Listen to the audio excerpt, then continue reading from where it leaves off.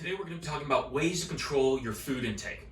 I'm your host, David Manishin, the owner and head coach over at Scope Fitness, and I'm excited to go over some of the ways that you can control the foods that you're eating to give yourself accelerated results. Now, there's a lot of different techniques and diets and tricks and tips and things that people like to give out, but really there's only two ways to really control your food intake, and that allows you to either gain weight or lose weight. So what we're going to do is we're going to go over those two main ways and talk about some of the strategies that are involved in implementing those. So way number one is going to be counting your calories. So by counting your calories, you're able to control how much food you're actually consuming. Now, this sounds pretty rudimentary, but the actual implementation is going to be different depending on your personality, how you like to count your calories. Some people are very methodical. You may be the person that wants to pull out an app like MyFitnessPal and track every single thing that you eat and track down to the calorie what you're consuming. Other people, that may be way too overwhelming, and that's totally okay. You may want to take more of a strategy like estimating your portion sizes. But no matter what strategy you use, you have to learn roughly how many calories in the different foods you eat. For example, if you take a cup of, let's say, half a cup of brown rice, you should know that that's about 100 to 150 calories. Opposed to if you took a half a cup of strawberries, you may be looking closer to 50 calories.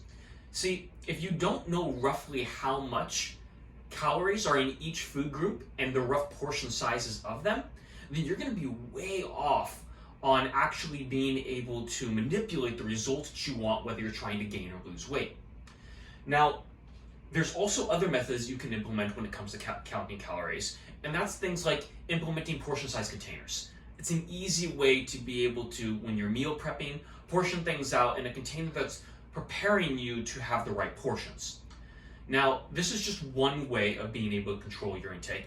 Maybe you're not a numbers person at all. You don't want to have to think about what you're putting into your body as far as the numbers go, and that's totally okay.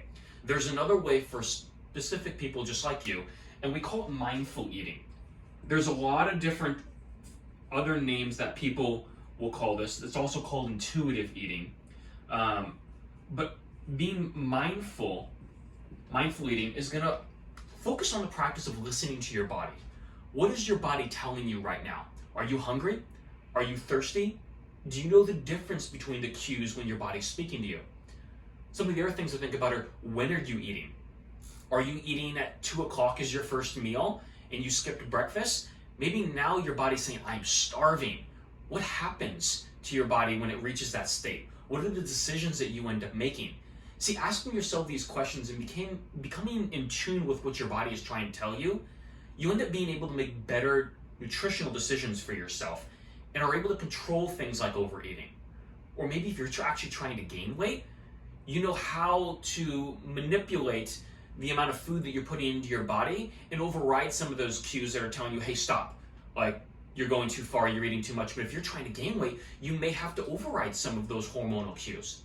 But for a lot of people that are probably on our channel that are trying to find a healthy weight, mindful eating is actually really powerful because you're able to consume a certain amount of calories without having to think about the numbers. So if this is you and you're like, I don't want to think about the numbers at all, then you might want to look into some mindful eating practices. Thinking about, when should you stop eating at a meal? You don't have to finish the whole plate. When do you actually feel full? Now, these two different concepts is what we teach in our nutrition programs. We focus on both of these because no matter what kind of person you are, we want to make sure that you learn both, you learn how both of them work, but then you can shift your focus to the one that's maybe more towards your personality. So if you have any questions about these, put them in the comments below. I'd love to answer them and give you more details on how you can be implementing these stuff. If you want to learn more about our nutrition programs or our exercise programs, you can click on the link inside of our bio, and we've got a link in there where you're able to go in and register for any of our programs and learn more about how to implement these practices personally for you and what your needs are. So thanks again for watching our episode today, and I hope that the ways to control food intake was a valuable little lesson for you.